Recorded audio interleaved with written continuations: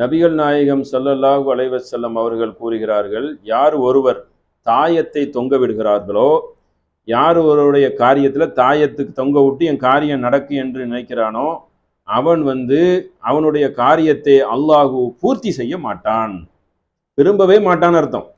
நபிகள் நாயகம் ஸல்லல்லாஹு அலைஹி வஸல்லம் சொல்றாங்க, தாயத்தை தொங்க விட்டவனுடைய காரியத்தை அல்லாஹ் என்ன செய்ய மாட்டான், பூர்த்தி செய்ய மாட்டான், முழுமை அடைய செய்ய மாட்டான். யார் சிப்பியை தொங்க விடுகிறானோ, மறுபடியும் அந்த காலத்தில் சிப்பியை தொங்க விடுவாங்க, அதில் காயின் மாதிரி தொங்க விட்டு அந்த மாதிரி அசிங்கங்களையும் செய்வார்கள், நஜீஸான காரியங்கள்.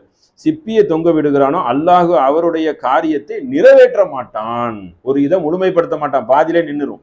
இன்னொன்ற என்ன செய்ய மாட்டான், காரியத்தை நிறைவேற்றவே மாட்டான். 16,763வது நபிமொழியாக அகமது என்ற நூலில் இடம்பெற்று இருக்கிறது. அப்போ கண்ட கயிறுகளை எல்லாம் போடுறாங்க, சகுனம் பார்ப்பவன், இதையெல்லாம் நபி ஸல்லல்லாஹு அலைஹி வஸல்லம் கடுமையான முறையில் என்ன செய்றாங்க, சபிக்கிறாங்க.